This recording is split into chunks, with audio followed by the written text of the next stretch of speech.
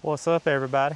I just thought I'd pop the camera on here for a minute and just show you a couple of things that I've changed or added since the last video I did about the boat. Starting back here in the back, I got this little seat and adjustable pedestal because I like sitting back here with my rods, but just a full-size fishing chair just wasn't working for me.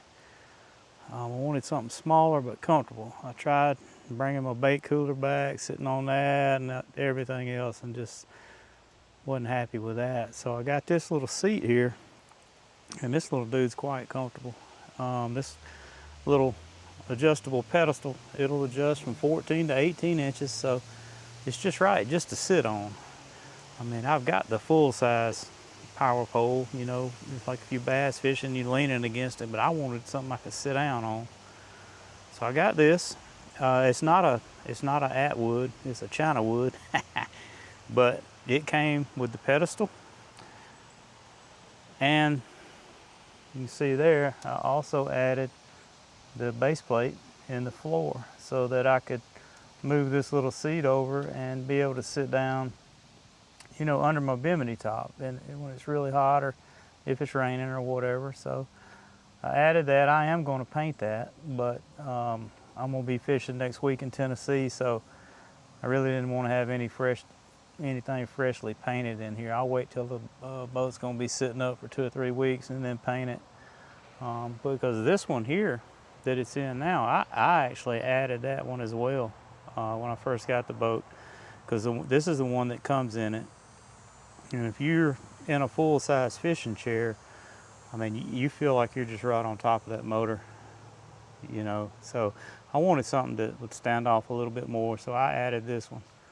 Like I say, you know, back when I first got it, and it's worked good for me because like when you're sitting on this little seat right here, you can just kind of spin right off of it and just stand straight up right here in the floor.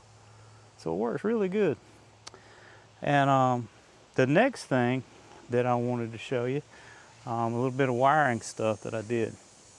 Now I noticed the other day when I was up on the Tennessee River that the battery that I've got for my electronics at 20 amp hour, by the end of the day, a full day, it was getting pretty low. And when I drive from Georgia to Tennessee, you know, I'm going to be 2 days out there and may or may not have anywhere to charge. So, you know, I need to know that I can go 2 days. So what I did is I bought, this is the second battery here, and you can see down in here in my little homemade battery tray, I got that one. And then what I did, I added those two wiring blocks right there, and all my electronics wiring, anything 12 volt, is connected to those two terminals. And then coming off of those terminals, I've got one of these plugs here. This is called an Anderson connector.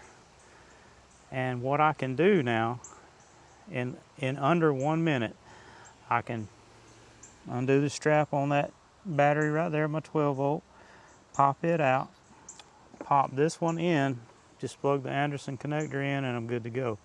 Under a minute, I got a fresh battery for day 2.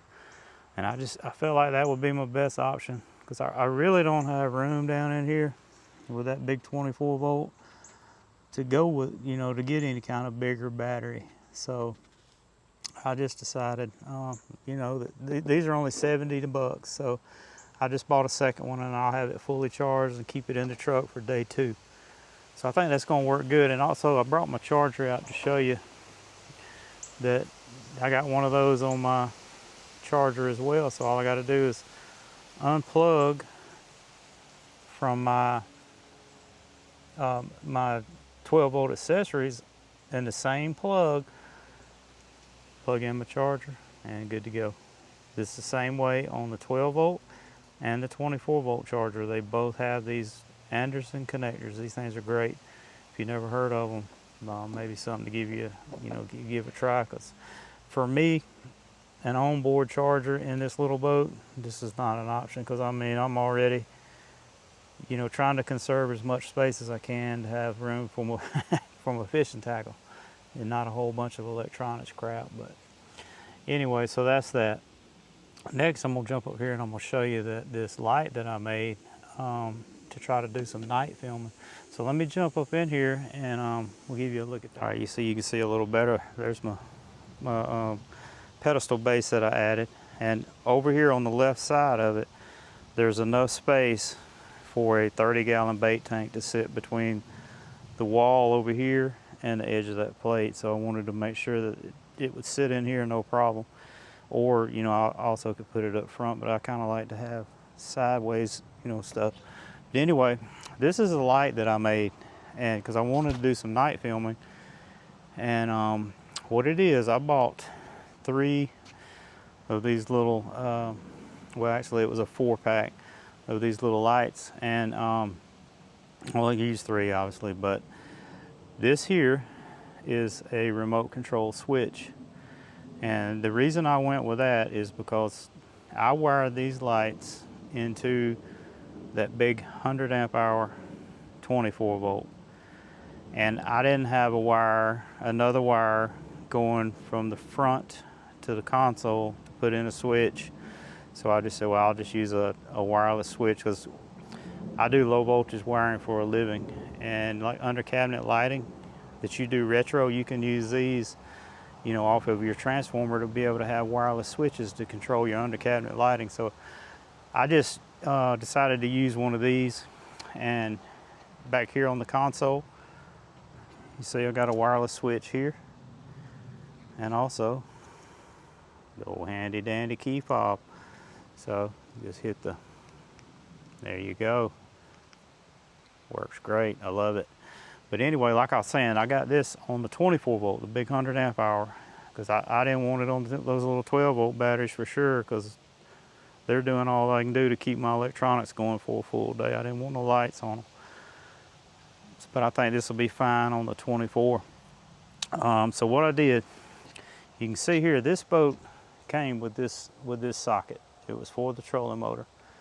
And behind these plates right here, I don't know how they are now, but on this boat, those plates were riveted on. You have to drill the rivets out to be able to get access down in behind that. But I wired the, coming off this plug, I've got it down inside on the hull. You know, obviously there's nowhere to screw them, but I've got 2 of those wire terminal blocks, one for the 12 volt, one for the 24 volt, one set for each, to wire stuff, you know, accessories into or whatever. So I've got a hot wire that comes from the battery to that terminal, and then off the other side of it, I've got coming up to the plug and to the trolling motor. And then, you know what, I just used construction adhesive and glued them right to the inside of the hull. So when you take that plate out, you can reach right in there, right to where your wires are, and they work great. And, you know, and coming back, just got the wire coming, it comes in, comes up through the pipe and into the first light. Let's see if I can spin this thing around. Let me show you the back. So it comes up through the pipe, and I'm using the first light as the junction. And all 3 lights tie in here, and the switch. So worked out real good. It's real clean, not a lot of wire, you know, hanging all over everywhere. And but I'm pretty happy with it. I'm gonna come back out tonight when it gets dark, and I'm gonna flip them on, and I'll give you a shot of what they look like in the dark. Because you know, I want to do some nighttime. I'll be sitting back here, and I thought that those 3 lights would light up this back area back here. And the reason they're so wide apart, I'm hoping to cut down on shadows. Like the light straight to my back would throw a shadow in the middle, and I'm hoping those 2 on the edges will kind of fill in any shadows to give me some good lighting for filming. But anyway, that's it. I just wanted to pop this camera on and show you some of the other things that I've been doing to the boat since the last video, to try to improve it, make it a little more fishable. In a small boat, you don't have a lot of room to work with, so you have to take, you know, be smart about how you're laying it out, and all that. But oh, one more thing I wanted to bring up. I mentioned that those plates up front were riveted in when I got this boat. If you put a 24 volt 100 amp hour battery in this boat, you're also going to have to drill out the rivets of this front compartment, because that battery will not go through that hatch. But it's very simple. It's what, 8 rivets? Just drill them out with an 1/8 inch bit. Take that whole panel out, put your batteries on all in, get you some 1/8 inch rivets and rivet that sucker right back in there. There's nothing to it. But anyway, that's it. Pop you back on in a minute for you when it gets dark. All right, y'all, it's good and dark. So let's add some light to it, see what it looks like. Oh yeah, that lit it right on up. Looks good. Now on these lights, I went with the warm white, not the cool white, because that blue looking light seems to just wash the camera out to me. So I wanted more of a natural light. But you can see up here to the side, I laid my planter boards out there to see how good I could see them. But you know, I can run them boards at night, no problem. Probably see them a lot better. Yeah, I can see them a lot better than you probably can through this camera.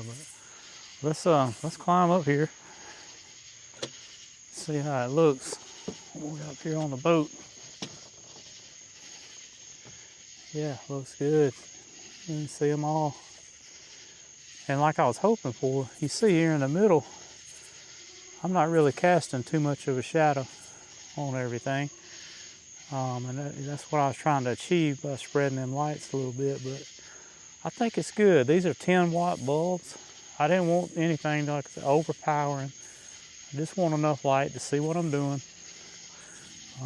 If you can see out there, you know, I'd be able to see planter boards out on the water, no problem. But yeah, I like it. It turned out great. I'm looking forward to making some videos at night because it's so hot. Can't even fish during the day. You can't even think what you're doing. But I'm gonna try to put the link down in the description for the first video I made about this boat the other day, talking about just a general overview of the boat. If you want to go and watch that, I wish you would.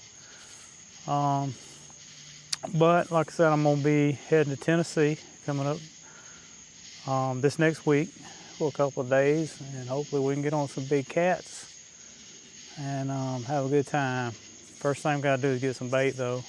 I've got 3 freezer burnt skipjack in the freezer. Now, I'm gonna take them with me just in case, but hopefully I can get up there and get me a little bit of fresh bait to see if we can't catch us a pig. And I'm also got some videos coming up. Let me correct myself. Earlier I said that a 30-gallon bait tank would fit between that wall and that base for that seat mount. It's a 26-gallon. I just have ordered that. It's just a raw tank, and I'm going to make my own bait tank, do the plumbing, wiring, all that. So hopefully have a video or 2 coming up with doing that. But anyway, I appreciate you watching, and we'll see you on the next one.